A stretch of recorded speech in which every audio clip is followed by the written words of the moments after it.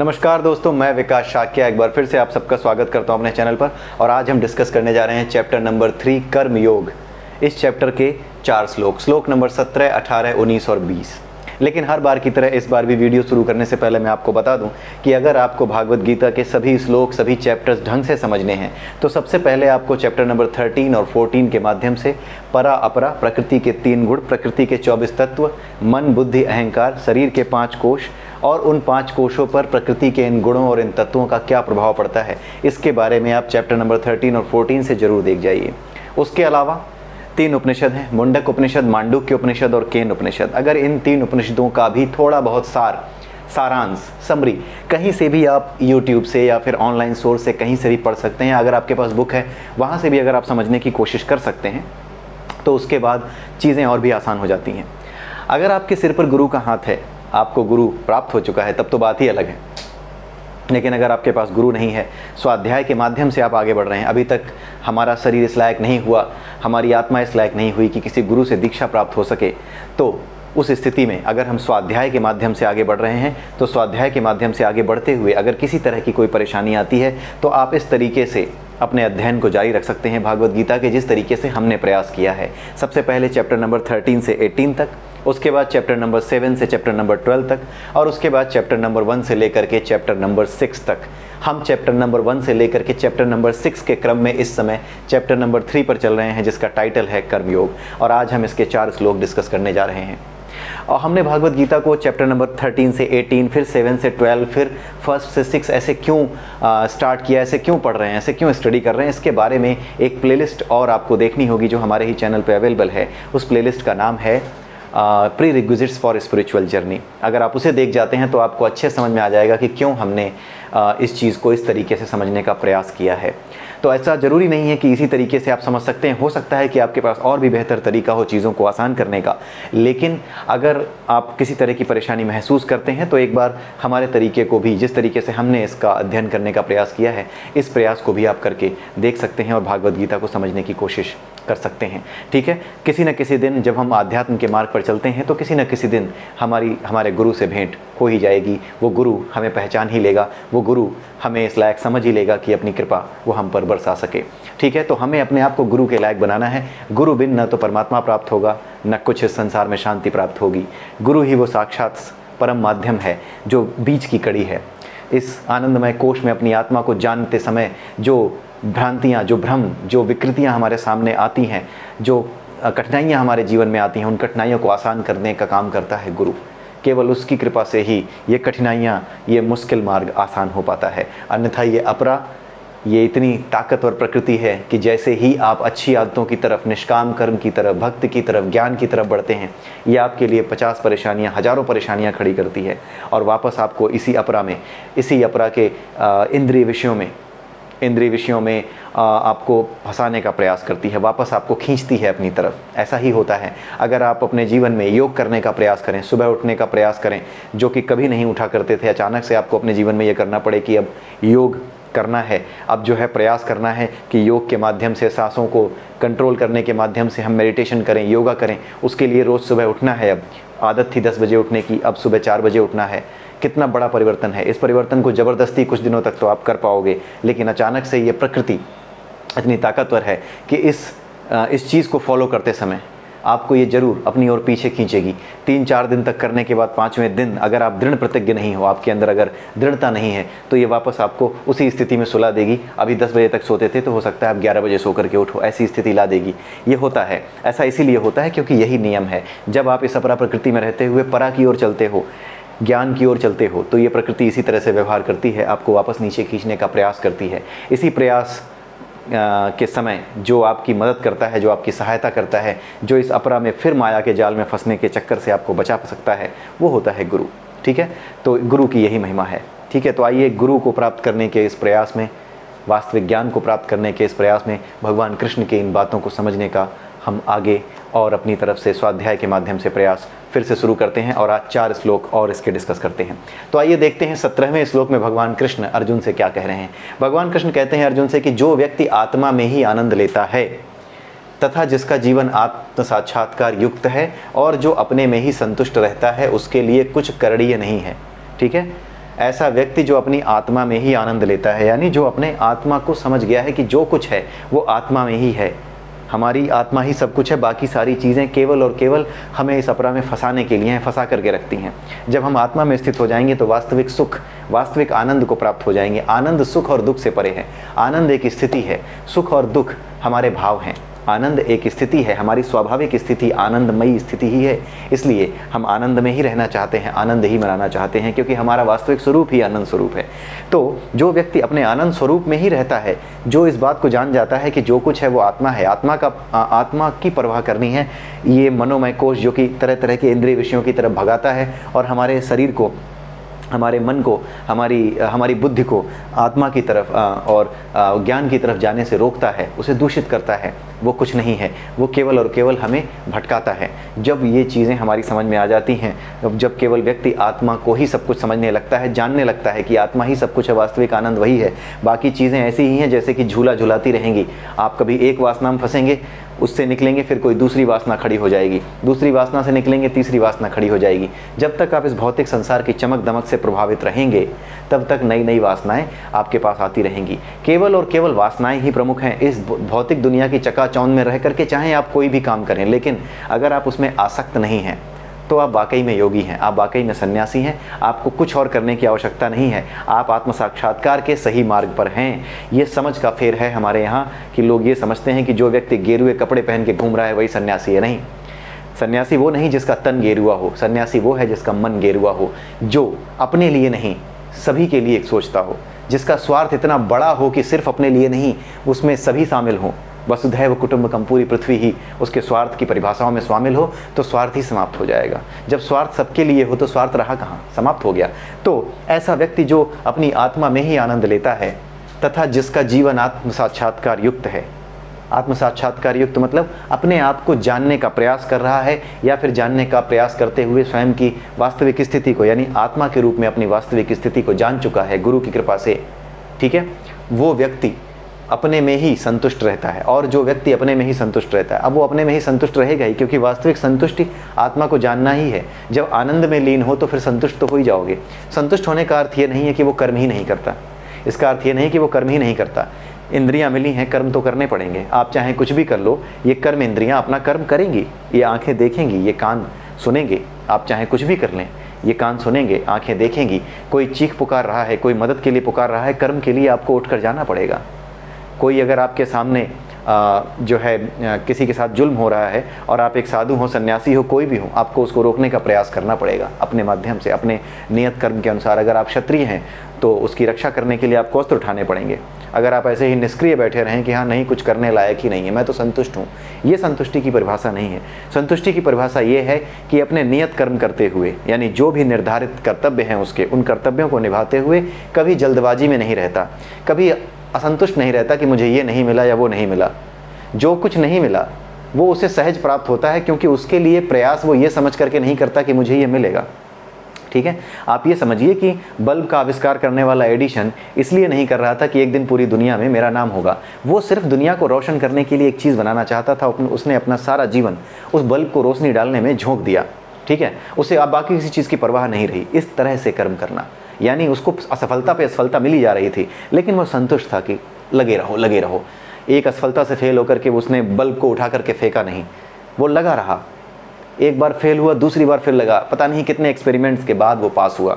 कब जा कर के उसका कर्म पूरा हुआ, तब जा कर के वो संसार में प्रकाश फैला पाया। जब रात होती है तब भी हमें ऐसे यंत्र, हमें इस प्रकार के बल्ब, इस प्रकार की युक्तियाँ दे पाया, इस प्रकार की चीज़ें दे पाया, जिससे कि हम रात में भी दिन जैसा उजाला आज की तारीख में कर सकते हैं। तो जब भी कोई व्यक्ति कर्म करता है, नियत कर्म करता है, आत्मसंतुष्ट होकर के कर्म करता है, तो वो इसी तरीके से करता है कि अपनी वास्तविक स्थिति से संतुष्ट रहता है। यानी असफलता सफलता से असंतुष्ट, वो उससे वो नहीं होता, विचलित नहीं होता कि मैं ये कर रहा था नहीं मिला। इस चीज़ को रोका जाता है, इस चीज़ को रोकने को कहा जाता है। कुछ मूर्ख लोग जो होते हैं वो क्या कहते हैं कि ये जो चीज़ें लिखी हैं ना, अपने में ही संतुष्ट रहता है, ये लोगों को निष्क्रिय बनाता है। इसीलिए धर्म लोगों को निष्क्रिय, निकम्मा, नकारा बना देता है। उन गधों को वास्तविक परिभाषा ही नहीं पता है, तो वो गधापना तो फैलाएंगे ही। तो गधे जब ज्ञान देने लगते हैं तो समाज की वही स्थिति होती है जो आज के समय में है, और हमारे इन पवित्र ग्रंथों की जो शुचिता है वो नष्ट होती है। लेकिन इसे कौन नष्ट कर सकता है? ये तो भागवत गीता है, उनकी बुद्धि नष्ट हुई है, इसकी पवित्रता, इसकी शुचिता अभी भी बनी हुई है। ठीक है, तो जो व्यक्ति अपने में ही संतुष्ट रहता है, यानी चाहे असफलता मिले चाहे सफलता मिले, जो कुछ उसका नियत कर्म है उसमें वो लगा रहता है। बच्चे पाल रहा है तो उनके लिए बचत करनी है, कल को उनकी शिक्षा के लिए इकट्ठा करना है, धन इकट्ठा करना है, तो वो करता जाता है, मेहनत करता जाता है, बाकी चीज़ें अपने आप होती जाती हैं। वो उसके लिए ऐसा नहीं है कि चिंता करता है प्रयास करने के बाद कि अरे यार ये नहीं हुआ वो नहीं हुआ ना, वो सिर्फ प्रयास करता रहता है, ईश्वर में विश्वास रख के बस प्रयास करता रहता है। इसका फ़ायदा ये होता है कि जब ईश्वर में विश्वास रख करके आप प्रयास करते हो तो आप अपने प्रयास में पूरा का पूरा बल लगा देते हो, शंकाओं से मुक्त हो जाते हो, चिंताओं से मुक्त हो जाते हो, तर्क से मुक्त हो जाते हो। तर्क से मुक्त होने पर फ़ायदा ये होता है कि आपके भीतर केवल और केवल विश्वास काम कर रहा होता है। तर्क से हमारे सामान्य जीवन की समस्याएं हल होती हैं। तर्क से वो समस्याएं हल होती हैं जिनके विषय में जानकारियां, जिनके विषय में सूत्र पहले से ही आपको दे दिए गए हैं। जो जानकारियां पहले से ही अवेलेबल हैं उनके आधार पर तर्क करने पर आपको नई नई समस्याओं का जो आपके सामने आती है उनका हल मिलता है। लेकिन कोई नया ज्ञान प्रकट करना, कोई नई चीज़ संसार के सामने रखना, ये तर्क का नहीं, ये केवल और केवल विश्वास का और सच्चे कर्मयोग का। ईश्वर पर विश्वास रख के या फिर इस चीज़ पर विश्वास रख के कि हो जाएगा, लगे रहो। कर्मयोगी बन करके पूरा विश्वास रख करके जब कर्म किया जाता है अपने आप पर कि मैं लगा हूँ, मिले चाहे ना मिले, अपने में संतुष्ट हूँ, सफलता मिले या ना मिले अपने में संतुष्ट हूँ, तो अपने आप एक दिन सफलता मिलती है और बाकी चीज़ें खुद अपने आप आ जाती हैं। जो व्यक्ति अपना काम मेहनत से करता है, जरा सोच करके देखिए कि एक जो नासा में काम करने वाला साइंटिस्ट है, उसने इंडिया में IIT निकाला होगा, उसके बाद बड़ी बड़ी परीक्षाएं वैज्ञानिकों के स्तर की पास की होंगी, और उसने केवल और केवल अपना ध्यान किस पे लगाया? वैज्ञानिक खोजों पे, वैज्ञानिक अनुसंधानों पे, वैज्ञानिक सूत्रों पे। उसने ये सब किस लिए किया? क्योंकि उसकी रुचि ज्ञान में थी। उसने अपने आप को फोकस अपने कर्म में किया, ना कि इसलिए कि एक दिन मैं विदेश जाके नासा में काम करूंगा तो मेरा घर बिल्कुल लेविश लाइफ में जीऊंगा। इस सोच के साथ वो नहीं करता। जो इस सोच के साथ करेगा, लिख कर ले लीजिए, वो कभी नासा नहीं जाएगा, ना कभी जीवन में इतना उन्नत व्यक्ति बनेगा, ज्ञानी तो कभी बनेगा ही नहीं। आप ये भगवत ज्ञानी तो छोड़ दीजिए, वो भौतिक विज्ञानी भी ढंग का नहीं बन पाएगा। ठीक है, उसका कारण यही है कि जब आप पूरी तरह से फोकस होते हैं, सब कुछ त्याग कर, संतुष्ट रह कर कि कोई बात नहीं, जो कुछ है मेरे पास मैं उसमें संतुष्ट हूँ, लगातार प्रयास करते जा रहा हूँ, केवल प्रयासों पे उसका जो है फोकस रहता है, तो एक दिन वो नासा क्या पता नहीं कहाँ कहाँ जितनी भी बड़ी बड़ी एजेंसीज है वहाँ जा कर के अपना काम पूरा करता है। और उसके बाद उसको उन चीज़ों के बारे में सोचना नहीं पड़ता जिसके लिए सोच सोच के हम मरे जाते हैं कि बड़ा घर कैसे आएगा, बड़ी गाड़ी कैसे आएगी, एक जो है ऐसा वाला लैपटॉप कैसे आएगा जिस पर गेम खेल सकें, PUBG खेल सकें। ये सारी चीज़ें उसको सोचनी नहीं पड़ती, वो अपने आप उसको मिल जाती हैं। लेकिन फिर भी उसके बाद भी उनका उपयोग वो सभी के भले के लिए यानी वैज्ञानिक अनुसंधानों में ही करता है। यही सच्चा कर्मयोगी होता है। तो जो कर्मयोगी होता है, जो अपने ऊपर, जो स्वयं में संतुष्ट रहकर सफलता असफलता में समान भाव से रह करके केवल और केवल अपने कर्म पर ध्यान देता है, उसके कर्म हमेशा परफेक्ट होते हैं। और कर्म परफेक्ट हो जाने की वजह से उसे वो सारी चीज़ें अपने आप मिलती हैं जिसके लिए हम प्रयास करते हैं। गाड़ी आ जाए उसके लिए प्रयास कर रहे हैं, घोड़ा आ जाए उसके लिए प्रयास कर रहे हैं, बंगला मिल जाए प्रयास कर रहे हैं। ये सारी चीज़ें उसे स्वतः सहज ही प्राप्त होती हैं, इनके बारे में वो सोचता भी नहीं। जब वो नाश्ता में गया, जब या फिर जब वो IAS बना या PCS बना, तो उसे जिस पावर की, जिस पोजीशन की ज़रूरत होती है, जिसके लिए लोग मरे जाते हैं, कि हाँ जिस साधारण मूर्ख आदमी मरा जाता है कि लोग मुझसे डरें, इसलिए वो दादा बनता है। और वो क्या करता है? वो सिर्फ और सिर्फ मेहनत करता है, समाज कल्याण को ध्यान में रख करके, अपने आप को ध्यान में रख करके कि हाँ मुझे कुछ करना है, कुछ देना है समाज को, कुछ अपने जीवन में बेहतर करना है। इसलिए वो अपनी पूरी मेहनत को झोंक देता है अपनी पढ़ाई लिखाई में और कुछ नहीं सोचता, अपने आप में संतुष्ट रहता है। बार बार फेल होता है या पहली बार में पास होता है, कोई फर्क नहीं पड़ता। तर्क करने वाला अगर तर्क करके ये कहे कि तुम IAS की तैयारी कर रहे हो, पता है तुम्हें कि लाख लोगों में से 1 लाख लोगों में से मुश्किल से 3 या 4 लोग जो परीक्षा में बैठते हैं, 1 लाख में से 4 चुने जाते हैं। तो जरा रेट देखो। तो ये जो डेटा, आज की डेट में डेटा साइंस बहुत चल रहा है, तो ये डेटा अगर आपके सामने रखा जाए और फिर तर्क किया जाए, देखो यार तुम्हें क्या लग रहा है 1 लाख में 4 ही तो पास होते हैं। ठीक है, ये तर्क है कि 1 लाख में 4 ही तो पास होते हैं और फिर क्या भरोसा कि तुम इन 4 में हो गए या नहीं। ये तर्क, ये भ्रम तर्क का ही काम है। ये भ्रम तर्क से ही पैदा होता है। लेकिन जब विश्वास हो कि मैं इन 4 में ही जगह बनाना चाहता हूँ, इन लाख में से इन 4 में ही मेरी एक जगह होनी चाहिए और ये मैं करूँगा, चाहे कुछ भी हो जाए, कोई जिद नहीं है, बस केवल प्रयास करूँगा, केवल अपना कर्म करूंगा। तो तर्क भ्रमजाल में भी डालता है, लेकिन विश्वास वो है जो नई चीज़ों को उत्पन्न करता है, चमत्कार करता है। विश्वास चमत्कार करता है आपके जीवन में। तर्क आपके जीवन के उन समस्याओं को हल करता है जो बहुत छोटी हैं, जिनका स्तर बहुत छोटा है, आपके जीवन को भौतिकता में उलझाने के लिए या भौतिक समस्याओं को हल करने के लिए, ताकि आप और भौतिक उन्नति कर सको, यानी अपनी अवनति कर सको, उस तरफ जो है ये ले जाता है। ठीक है, तो जो व्यक्ति अपने में संतुष्ट रहता है उसके लिए कुछ भी करणीय नहीं। अब अंत में ये भी कह दिया कि उसके लिए कुछ भी करणीय नहीं है। करणीय यानी कि करने लायक कुछ है ही नहीं, ठीक है, उसके लिए करने लायक कुछ है ही नहीं। इसका मतलब ये नहीं कि वो कुछ करे ही ना, बस एक बात बताई जा रही है कि कुछ करने लायक उसके लिए नहीं है। क्यों? क्योंकि ना तो जब वो उसके सारे कर्म फल, जब वो कर्मयोगी हो गया है तो उसके सारे कर्म फल किसको समर्पित हैं? ईश्वर को, या समाज को, या राष्ट्र को, या देश को, या अपने परिवार को। अपने लिए तो वो कुछ रख ही नहीं रहा। जब वो अपने लिए कुछ रख ही नहीं रहा तो अपने लिए कर्म यानी किसी तरह का सकाम कर्म करने की, इच्छा से युक्त कर्म करने की, वासना से युक्त कर्म करने की कोई आवश्यकता ही नहीं है। तो कुल मिलाकर उसके कर्म की कोई आवश्यकता ही नहीं है। वो कर्म ना भी करे और कर भी रहा हो तो भी बराबर है, ठीक है, उसके लिए कुछ भी करणीय नहीं है। इसका यही मतलब है कि वो कर्म करे चाहे ना करे, दोनों स्थिति में बराबर है। लेकिन मनुष्य को क्यों कर्म करना पड़ता है? क्योंकि उसके पास इंद्रियां हैं, वो सामाजिक प्राणी है, वो रहता है समाज के बीच में। अचानक से कोई स्थिति सामने खड़ी हो जाती है और वो कर्म करने से मना कर दे तो क्या लाभ है उसके कर्मयोगी होने का? ठीक है, क्योंकि कर्मयोगी का तो अर्थ ही यही है कि जो समस्या, जो नियति आपके सामने आए उस नियति के अनुसार अपना कर्म कीजिए और उसके फल को समाज को अर्पित कर दीजिए। अब यहाँ पर कुछ लोग कहेंगे कि आपने तो यहाँ पर जो है अपनी तरफ से कुछ बात जोड़ दी है। नहीं नहीं, ऐसा कुछ नहीं है। भागवत गीता बेवकूफ़ों का लिखा हुआ ग्रंथ नहीं, ये परमात्मा है जीता जागता। तो आगे अगले श्लोक में, आने वाले श्लोकों में ये बात आपको पता लग जाएगी कि यहाँ पर ऐसा लिखने के बाद भी ये क्यों कहा गया है कि कर्म करना ही पड़ता है। और अभी हम रिलेट कर भी पा रहे हैं कि भले ही तुम किसी भी स्थिति में हो, अपने आप को जान चुके हो, चाहे कुछ भी हो चुके हो, लेकिन तुम निष्क्रिय नहीं रह सकते क्योंकि इंद्रियां हैं तुम्हारे पास। तुम अपने कर्तव्यों से दूर नहीं भाग सकते। आपके सामने किसी पर जुल्म हो रहा हो तो मैं तो आत्म साक्षात्कार कर चुका हूँ, होने दो जुल्म। आप आत्म साक्षात्कार कर चुके हो तो ये आप भागवत गीता को सही से नहीं समझ रहे हो। और इसी चीज़ को लेकर के भगवान कृष्ण ने नीचे जा करके चीज़ें क्लियर भी की हैं अगले श्लोकों में। तो आइए देखते हैं 18वां श्लोक भगवान कृष्ण इसमें क्या कहते हैं। इसमें भगवान कृष्ण कहते हैं कि जो स्वरूप सिद्ध है, यहाँ पे ई की मात्रा हट गई है, जो स्वरूप सिद्ध व्यक्ति है वो ना तो अपने उसको ना तो अपने नियत कर्मों को करने की आवश्यकता है, यानी कर्म करने की आवश्यकता उसको है ही नहीं।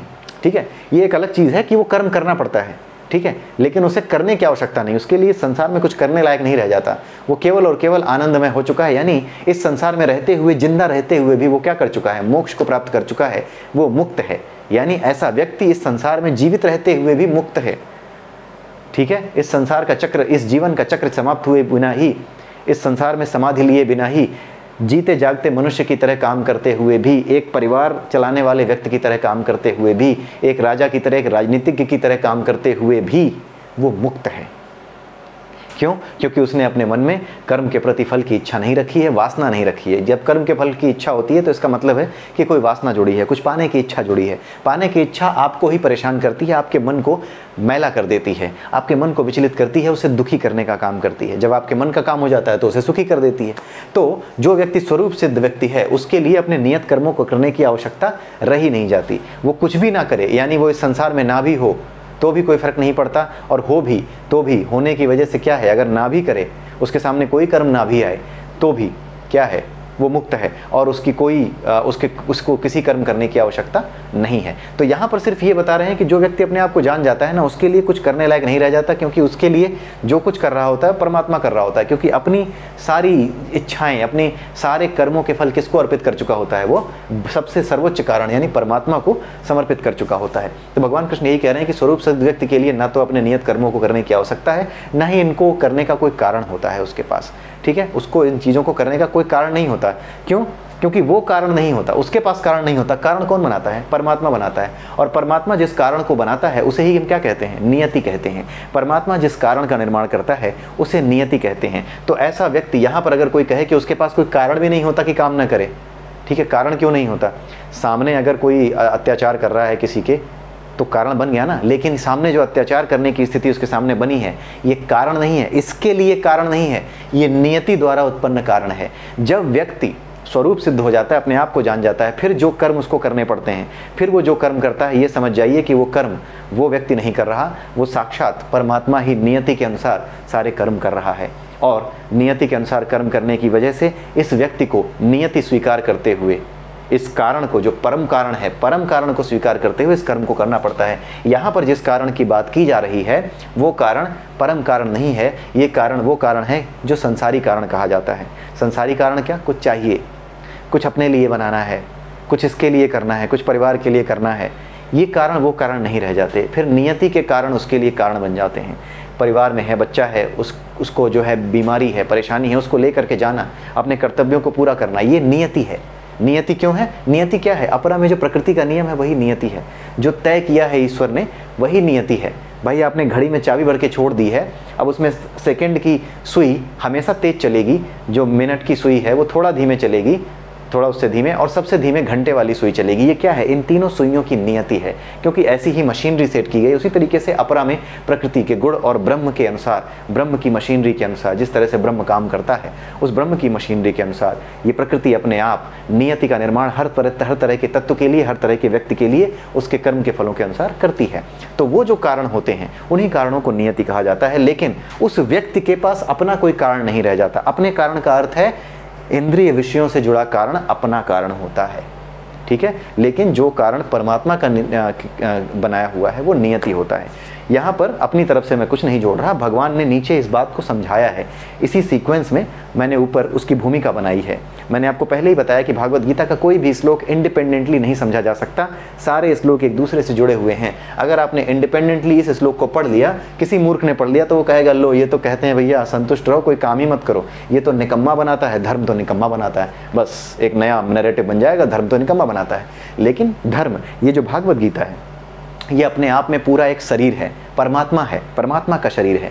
जैसे एक शरीर का पूरा कंट्रोल एक माइंड से होता है, एक बार में आप एक ही चीज़ सोच सकते हैं, तो सामंजस्य यही होता है। जब आप एकत्व को प्राप्त कर लेते हैं तभी किसी काम को सही से कर सकते हैं। उसी तरीके से परमात्मा के इन बातों को समझने के लिए, यानी कि भगवत गीता में लिखी इन बातों को समझने के लिए, जब आप उस एक सार तत्व को पकड़ लेते हैं, यानी आत्मा को, और उसके आसपास क्या है, इस एक सार तत्व को जब आप पकड़ लेते हैं, तभी आप जान जाते हैं कि इसका वास्तविक अर्थ क्या है और किस चीज़ से कौन सी चीज़ जुड़ी हुई है। ठीक है, ये अर्थ अगर आपको समझना है तो इसका अर्थ ये नहीं है कि ये इंडिपेंडेंट है, ये आपके शरीर का, ये जो परमात्मा का शरीर है उस परमात्मा के शरीर का एक हिस्सा है। एक एक श्लोक उनके शरीर का एक एक अंग, एक एक कोशिका समझी जा सकती है। ठीक है, तो जब आप एक पूरे शरीर की बात करते हैं तो शरीर का कोई भी अंग इंडिपेंडेंट नहीं होता, वो पूरे सामंजस्य में काम करता है बुद्धि के अनुसार। तो वास्तविक बुद्धि जो भागवत गीता की है वो उपनिषदों के सार में है। तो जब आपको वास्तविक बुद्धि भागवत गीता को समझने की प्राप्त हो जाती है तो आप ये जान जाते हो कि एक श्लोक जो हम समझ रहे हैं उसका वास्तविक अर्थ समझने के लिए केवल इंडिपेंडेंटली से नहीं देखा जा सकता, इसके तार कहीं और जुड़े हुए जरूर होंगे, क्योंकि कोई भी श्लोक इंडिपेंडेंट यहाँ पे है ही नहीं। अब भगवान कृष्ण 19वें श्लोक में 18वें श्लोक में एक लाइन और है, उसमें यह लिखा हुआ है कि उसे किसी अन्य जीव पर निर्भर रहने की आवश्यकता भी नहीं रह जाती, वो किसी दूसरे पर निर्भर भी नहीं रह जाता। सीधी सी बात है, जब वो अपने आप में संतुष्ट है तो वो दूसरे पर निर्भर नहीं है। अगर दूसरे की मदद की ज़रूरत भी पड़ती है या दूसरे से काम कराना भी पड़ता है तो भी वो इस बात की उम्मीद नहीं रखता कि वो काम पूरा हो ही जाएगा, एक्सपेक्टेशन रखना बंद कर देता है, उसकी उम्मीद नहीं रहती। वो अपने पूरे के पूरे हर काम को इन टोटलिटी अपनी जिम्मेदारी को पूरा करता है, जो भी जिम्मेदारी उसके पास आई है। ठीक है, और ऐसा व्यक्ति क्या करता है, ट्रू लीडर बनता है। क्यों? क्योंकि जिसको वो काम देता है, किसी दूसरे पर निर्भरता अगर आती भी है तो किसी दूसरे को काम देता भी है तो उसके काम देने के बाद वो ये ध्यान रखता है कि हाँ, इस काम को पूरा करने के लिए किन किन चीज़ों की आवश्यकता पड़ेगी, क्या क्या होगा, अगर कोई चीज़ फंसती है, कोई चीज़ अटकती है तो मैं बीच में हस्तक्षेप करके क्या करूँगा, कैसे इस चीज़ से बाहर निकलूँगा, कैसे उसे बाहर निकालूंगा और कैसे अपने नियत कर्तव्य को पूरा करूँगा, ये चीज़ वो जान रहा होता है।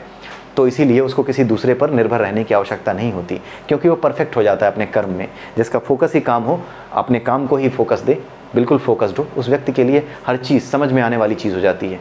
कोई भी, कितनी भी कॉम्प्लेक्स मशीनरी हो, कितना भी कॉम्प्लेक्स सिस्टम हो, वो समझने लगता है और फिर वो जानता है कि मुझे किसी पर डिपेंडेंसी अब नहीं रह गई है, मेरी किसी के ऊपर मुझे डिपेंडेंट रहने की आवश्यकता नहीं है। ठीक है, आप ऐसे समझ लीजिए कि ऐसे व्यक्ति को रिप्लेसमेंट दिया जा सकता है, रिप्लेसमेंट ना दिया जाए तो भी वो काम कर देगा अपनी तरफ से, रिप्लेसमेंट दिया जाए तो उस रिप्लेसमेंट से काम करा लेगा, भले ही वो रिप्लेसमेंट कितना भी कच्चा क्यों ना हो। एक तरीके से ये कहा जाए कि इसके भीतर एक छोटा सा गुरु या फिर भौतिक समस्याओं को या इस जीवन की समस्याओं को हल करने लायक जो संभावनाएं होती हैं वो प्रकट करने की क्षमता इसमें आ जाती है। ठीक है, इतना स्थिर बुद्धि मनुष्य हो जाता है, स्वरूप शुद्ध मनुष्य है वो, साधारण मनुष्य तो है नहीं। तो ये सारी चीज़ें उसके अंदर स्थित हो जाती हैं, उपस्थित हो जाती हैं, प्रकट होने लगती हैं। भगवान कृष्ण अगले श्लोक में कहते हैं, अतः कर्म फल में आसक्त हुए बिना मनुष्य को अपना कर्तव्य करना चाहिए, इससे परब्रह्म की प्राप्ति होती है। कर्म फल में आसक्त हुए बिना करना चाहिए। अतः यानी इसलिए, ये 2 श्लोक बोलने के बाद उन्होंने कहा अतः, इसलिए कर्म फल में आसक्त हुए बिना जो व्यक्ति स्वरूप शुद्ध हो गया, जो अपनी आत्मा में ही स्थिर हो गया, वो कैसे स्थिर हुआ है? निष्काम भाव से कर्म करके, या तो कर्म योग का पालन किया होगा, या उसने ज्ञान योग का पालन किया होगा, या उसने भक्ति योग का पालन किया होगा। तीनों योगों में से किसी एक योग का पालन करके ही वो इस स्थिति में आया है। ये तो पहले ही, इसके पहले ही श्लोकों में हम समझ चुके हैं। भागवत गीता के चैप्टर नंबर 2 और चैप्टर नंबर 3 में इन चीज़ों को हम पहले ही समझ चुके हैं। तो जो व्यक्ति आत्मा में ही आनंद लेता है और जो व्यक्ति स्वरूप सिद्ध है, वो व्यक्ति किस लिए ऐसा है? क्योंकि उसने कर्म फल में आसक्ति नहीं रखी है। पहले ही इनको बताया गया है कि ये कर्म के फलों को त्यागने वाले हैं, तभी तो ये अनासक्त हुए हैं। तो इसीलिए बोला गया है कि इसीलिए कर्म फल में आसक्त हुए बिना मनुष्य को अपना कर्तव्य समझकर, केवल अपनी ड्यूटी समझकर अपना कर्म करना चाहिए, कोई उम्मीद नहीं रखनी चाहिए। ठीक है, इससे क्या होगा? परब्रह्म की प्राप्ति होगी, यानी परमात्मा की प्राप्ति होगी। ये समझाने की आवश्यकता नहीं है। क्यों? क्योंकि मनोमय कोश से जैसे ही वासनाएं हटेंगी, जब कर्मफल की इच्छा हटेगी तो वासनाएं हटेंगी, वासनाएं हटेंगी तो ज्ञान प्रकट होगा, ज्ञान प्रकट होगा तो ब्रह्म के दर्शन होंगे, यानी अपनी आत्मा के दर्शन हो जाएंगे। ठीक है, अपनी आत्मा के दर्शन होते ही परमात्मा के दर्शन हो जाएंगे, परब्रह्म की प्राप्ति हो जाएगी। इसलिए ये पूरा का पूरा जो मन है, जिसमें सारी की सारी मशीनरी है, जिसमें वासनाओं की धूल इकट्ठी होती है, उस धूल को इकट्ठा ना होने देना ही मुख्य सूत्र है। मन ही आपको ईश्वर की ओर ले जाता है और मन ही आपको संसार में घुमा कर रखता है। ठीक है, तो ये सारी चीज़ें इस तरीके से यहाँ समझाई गई हैं। 20वें श्लोक में भगवान कृष्ण कहते हैं, एग्जाम्पल देते हैं भगवान कृष्ण, जनक जैसे राजाओं ने केवल नियत कर्म करके सिद्धि प्राप्त की। अब यहाँ पर भगवान कृष्ण बता रहे हैं कि जनक जैसे राजा थे, उन्होंने केवल अपने नियत कर्म किए, वो स्वरूप सिद्ध थे, वो अपनी आत्मा में स्थित थे। 17वें 18वें दोनों श्लोकों की बात यहाँ की जा रही है। जनक का एग्जाम्पल देखे कि जनक आत्मा में ही आनंद लेते थे, जनक स्वरूप सिद्ध भी थे, अपने वास्तविक स्वरूप को जानते थे, संतुष्ट रहकर भी कर्म करते थे, उनके लिए कुछ करने लायक नहीं था। इस श्लोक पे फिर देखिए 17वें श्लोक में क्या लिखा है, ऐसे व्यक्ति के लिए करने लायक कुछ नहीं होता। 18वें श्लोक में भी यही लिखा है, उसे किसी जीव पर निर्भर रहने की आवश्यकता नहीं रह जाती। साथ ही ये भी लिखा है कि अपने कर्मों को करने का कोई कारण उसके पास नहीं रह जाता। तो ये सारी चीज़ें किस पे लागू थीं? जनक पर भी लागू थीं, राजा जनक पर भी ये चीज़ें लागू थीं, लेकिन वो फिर भी अपने नियत कर्मों को करते रहे और सिद्धि प्राप्त की। तो इन 4 श्लोकों को समझने के लिए आपको ये समझना पड़ेगा कि 17वें 18वें में जो कहा जा रहा है वो क्या कहा जा रहा है, और 19वें में ये क्यों कहा गया है कि कर्म फल में आसक्त हुए बिना कर्म करो। क्योंकि कर्म फल में आसक्त हुए बिना ही ये स्थिति आती है जो हमने 17वें और 18वें श्लोक में पढ़ी है। इसलिए 19वें श्लोक में ये बता दिया गया, अतः मतलब इसीलिए ये कहा गया है कि कर्म फल में आसक्त हुए बिना जब कर्म करोगे तो ऐसे व्यक्ति बन जाओगे जो आत्मा में ही स्थित है, जिसके लिए कुछ करने योग्य नहीं है। ऐसे व्यक्ति बन जाओगे जो स्वरूप सिद्ध है, जिसके पास कुछ भी करने का कोई कारण नहीं है। ऐसे व्यक्ति बन जाओगे जो किसी अन्य जीव पर निर्भर नहीं है। और ये किसका स्वभाव है? ये आत्मा परमात्मा का स्वभाव है। यानी आप भी स्वयं ब्रह्म स्वरूप, पर ब्रह्म स्वरूप, यानी अपनी आत्मा को पहचान जाओगे, अपने भीतर स्थित परमात्मा को, जो आपको देख रहा है, जिसका आप अंश हो, उसे जान जाओगे, उसके स्वभाव वाले हो जाओगे, परमात्मा के स्वभाव वाले हो जाओगे। ठीक है, यानी एक ऐसा व्यक्ति जो कि त्रिगुणातीत है। त्रिगुणातीत कौन है? परमात्मा है, जिससे कोई फर्क नहीं पड़ता, जिसके पास करने के लिए कुछ है ही नहीं, इस संसार में करने के लिए कुछ है ही नहीं, चाबी चला के छोड़ दी है अपरा में, कुछ करने के लिए नहीं है। ठीक है, तो ऐसे व्यक्ति आप हो जाओगे अगर आप जनक जैसे राजाओं की तरह नियत कर्म करोगे। नियत कर्म यानी जो कुछ आपके सामने आ गया है केवल और केवल अपनी जिम्मेदारी समझ करके करना, इसके बदले में कुछ पाने की इच्छा अभिलाषा न रखना।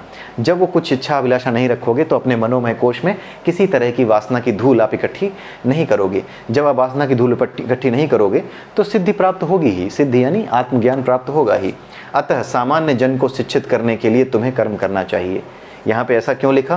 क्योंकि राजा जनक का एग्जाम्पल दिया कि उनके पास करने का कोई कारण नहीं था। जनक का एग्जाम्पल 17वें 18वें 19वें तीनों श्लोक में दिया गया है। तीनों के रिस्पेक्ट में राजा जनक की ही बात हो रही है।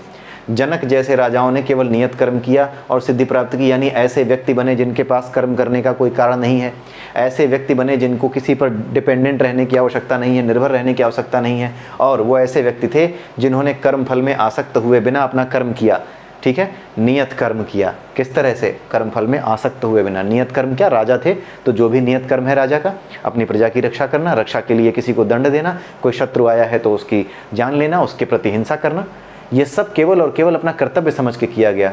इसीलिए ये सारी चीज़ें जो हिंसा भी की गई अपनी प्रजा की रक्षा के लिए, वो भी केवल और केवल एक नियत कर्म हो गया और इसमें किसी तरह की वासना नहीं जुड़ी है। विशुद्ध कर्तव्य है कि मेरी जनता पर कोई भी हमला करेगा, कोई भी हमला करने आता है तो वो व्यक्ति किसी दूसरे की जान ले रहा है, जबकि इस तरह की प्रथा, इस तरह का चलन, इसको रोकना एक राजा का कर्तव्य है। तो उन्होंने अपना विशुद्ध कर्तव्य निभाया, क्योंकि अगर लोगों को मारना सिखा दोगे, कहोगे नहीं मैं तो अहिंसक हूँ, कोई किसी को मार रहा है, कोई अत्याचारी किसी को मार रहा है, मैं अहिंसक हूँ, अत्याचारियों को मुझे नहीं मारना, राजा हूँ तो क्या हुआ, हमें तो अहिंसक राजा हूँ, मुझे मारना ही नहीं है, तो एक दिन आप सबसे बड़ा अत्याचार करोगे।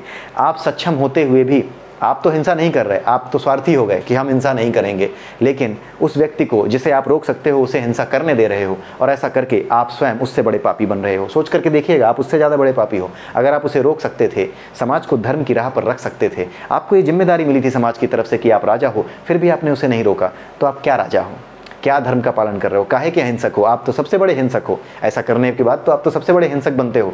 जो हिंसा को देखते हुए चुप है और उसे रोकने की क्षमता रखता है फिर भी नहीं रोकता, वो व्यक्ति उस हिंसा करने वाले से बड़ा हिंसक है। ठीक है, सीधी सी बात यह है। इसीलिए भगवान कृष्ण ने पूरी की पूरी महाभारत के माध्यम से अर्जुन को यही समझाया, गीता के उपदेश में भी उन्होंने यही समझाया कि जिन्हें तुम नहीं मारना चाहते उन्हें ना मार करके तुम सबसे बड़ा पाप करोगे, तुम सबसे बड़े हिंसक बनोगे। ठीक है, तो ये सारी चीज़ें यहाँ पर भगवान कृष्ण ने जनक के माध्यम से समझा दी, और यहाँ पर कह दिया अर्जुन को कि इसीलिए सामान्य जन को शिक्षित करने के लिए, सामान्य जन को शिक्षित करने, आपको समझ में आ गया होगा कि एग्जाम्पल मैंने क्यों दिया, कि जो कुछ गलत हो रहा था उसे रोकना, जनता को यह सिखाना कि किस तरह से कर्म किया जाए। कुछ करने लायक नहीं है, अपने स्वरूप को प्राप्त हो चुके हो तो भी कुछ करने लायक भले ही नहीं है, लेकिन अगर तुम राजा हो और राजा होते हुए भी अपने आप को प्राप्त कर चुके हो, अपने स्वरूप को समझ चुके हो, सिद्ध हो चुके हो, स्वरूप सिद्ध हो चुके हो, फिर भी आपके पास जो नियत कर्म है, राजा होकर के जो नियत कर्म है आपका, वो आपको करना पड़ेगा। उसी तरीके से अर्जुन क्षत्रिय था, जिसका धर्म है कि अन्याय अधर्म जब भी इस संसार में बढ़े तो केवल उसी समय अस्त्र उठाए जब अन्याय और धर्म बढ़े। अपने राज्य का विस्तार करने के लिए या दूसरों पर हिंसा करने के लिए, अपने अहंकार को संतुष्ट करने के लिए युद्ध न करे, केवल और केवल धर्म की रक्षा के लिए ही युद्ध करे, धर्म के लिए ही युद्ध करे, संसार में शांति और करुणा को स्थापित करने के लिए युद्ध करे। ठीक है, लेकिन ये करे, ऐसा ना हो कि करे ही ना। ठीक है, यानी अपने कर्मों से न भागे। यही चीज़ भगवान कृष्ण ने समझाने के लिए 4 बहुत प्यारे प्यारे श्लोक अर्जुन के सामने रखे। आई होप कि आपको भी ये समझ में आए होंगे। थोड़े टेढ़े हैं ये, बार बार देखिएगा इस वीडियो को अगर ज़रूरत पड़े तो, लेकिन ये थोड़े टेढ़े जरूर हैं, लेकिन 17, 18, 19 और 20 वास्तव में ये समझाते हैं कि अगर आप अपने आप को परब्रह्म के रूप में जान भी गए हो, अगर आप स्वरूप सिद्ध हो भी गए हो, मेडिटेशन में आप बिल्कुल गहरी समाधि में जा करके परम सत्य को अनुभूत कर भी चुके हो, तो भी जो नियत कर्म है आपके, जिस रोल में आप इस समाज में हो, अगर उस कर्म को नहीं करते हो तो आप स्वरूप सिद्ध नहीं रह जाते, वापस ख़त्म हो जाता है सब कुछ। ठीक है, इसीलिए अपने नियत कर्म करने पर आप स्वरूप सिद्ध बनोगे, और स्वरूप सिद्ध बने रहने के लिए भी आपको नियत कर्म करना पड़ेगा। कुल मिला के इन 4 श्लोकों का एक ही क्रक्स है कि अगर आपको अपनी आत्मा को जानना है तो आपको क्या करना होगा, अनासक्त रूप से कर्म करना पड़ेगा। ठीक है, अनासक्त रूप से अपने नियत कर्म करते रहने पड़ेंगे। ठीक है, अगर आप अपने स्वरूप सिद्ध रूप को जानना चाहते हो तो, और अगर आप उस स्वरूप सिद्ध रूप में बने रहना चाहते हो, जो स्वरूप सिद्ध रूप आपने समझ लिया है, जान लिया है, अगर उसमें बने रहना चाहते हो, अपनी आत्मा में स्थित रहना चाहते हो, तो भी आपको अपने नियत कर्म करते रहने पड़ेंगे। यानी अपनी स्टेटस क्वो को मेंटेन रखने के लिए, आपकी स्वरूप सिद्ध स्थिति को मेंटेन रखने के लिए, आप जिस स्वरूप सिद्ध स्थिति में आ चुके हो, चाहे गुरु के आशीर्वाद से, चाहे किसी भी तरीके से, गुरु के आशीर्वाद के बिना ही ये नहीं होता, ये गुरु के आशीर्वाद के साथ ही होता है। ठीक है, तो अगर आप स्वरूप सिद्ध हो भी चुके हो, राजा जनक के भी गुरु थे, भगवान राम के भी गुरु थे, भगवान कृष्ण के भी गुरु थे, तो गुरु के माध्यम से अगर आप स्वरूप सिद्ध हो भी चुके हो, उसके बाद भी आपको इस स्वरूप सिद्ध स्थिति को मेंटेन रखने के लिए अपने नियत कर्म करने पड़ेंगे, जैसे राजा जनक ने किए। राजा जनक ने केवल नियत कर्म करके सिद्धि प्राप्त की। यही चीज़ भगवान कृष्ण यहाँ पर कह रहे हैं। तो आई होप कि आपको इन 4 श्लोकों को समझाने का क्रक्स क्या था वो समझ आ गया होगा। क्यों अपने कर्तव्यों से, अपने नियत कर्मों से नहीं भागना चाहिए। कोई व्यक्ति जो कि अचानक से आकर्षित हो जाता है कि मैं तो अब मेडिटेशन करूँगा, भगवान को प्राप्त करूँगा, मचने दो दुनिया में उथल पुथल।